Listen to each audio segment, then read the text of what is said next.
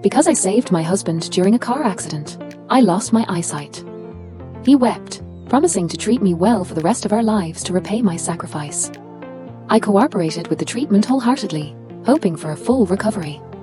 But on the day I finally regained my sight, I stumbled upon something that shattered my world. In our marital home, his first love lay beneath him, her flushed face betraying the passion of the moment. Their bodies intertwined, and the air around them thick with stifled moans, a vivid tableau of infidelity. "She's just a blind woman. Why haven't you divorced her yet?" the woman murmured impatiently, her voice laced with disdain as she moved against him. My husband, immersed in pleasure, still mumbled an excuse. "My love, just a little longer. Soon, we'll be together openly." I turned and left without a word, pretending I had seen nothing. As I walked away, I remembered the witch's sacrificial ritual in the misty forest, only a few days away. My husband's betrayal cut deep, carving wounds I couldn't ignore. I made up my mind to return to the forest, to embrace my identity as a witch once more, and to sever all ties with him. Yet, after I disappeared, word reached me that he was searching for me everywhere like a madman. Rumor had it he had completely lost his mind. Chapter 1. The first thing I did after regaining my sight was to look for my husband. I couldn't wait to share the good news with him, to celebrate together. But when I returned home, the sight before me struck me like a knife to the heart. In the bedroom, Lucy Delgan was entangled with another woman. His eyes were clouded with desire, his voice hoarse, his body moving rhythmically. Beneath him, Jasmine Barnes clawed her nails into his back, her voice restrained as she whispered, "Oh wait, not yet. She's here." But Lucy, caught in the heat of the moment, only moved more fervently. Sensing his heightened passion, Jasmine smirked, her gaze falling mockingly on me. She pulled him closer, as if she wanted to meld him into her very being. He groaned loudly, his voice rough with frustration. "Oh, I couldn't hold back. Now I'll have to switch to another one."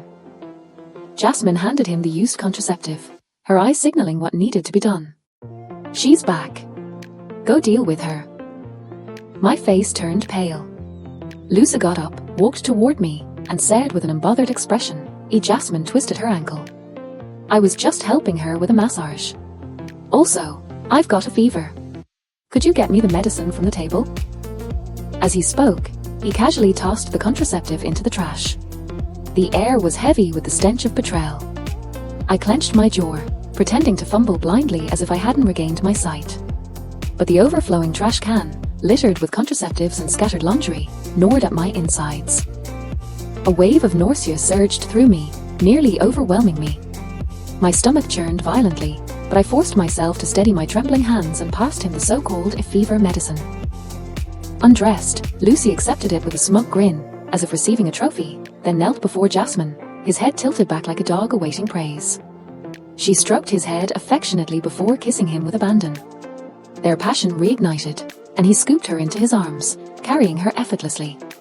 They stopped a mere meter from me. "You have to give me a deep massage, okay?" Jasmine said, her tone dripping with false innocence as she towered over me. Behind her, Lucy's hands roamed her body, his kisses relentless. "Sorry," she continued, her words a deliberate taunt. "I just really needed a massage," and Lucy's hands are magical. "You don't mind, do you? After all, you're his wife. I'm just a poor, injured woman."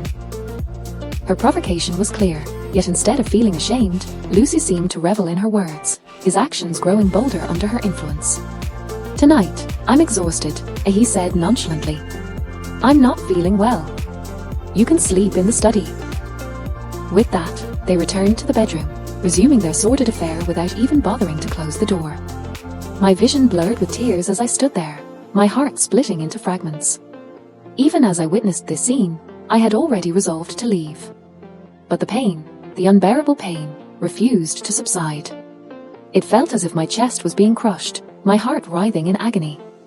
In the haze of their passion, I closed my eyes and reached out with my mind, calling upon the High Priestess of the Misty Forest. "High Priestess, I am ready to return, to resume my life as a witch, and to inherit your position."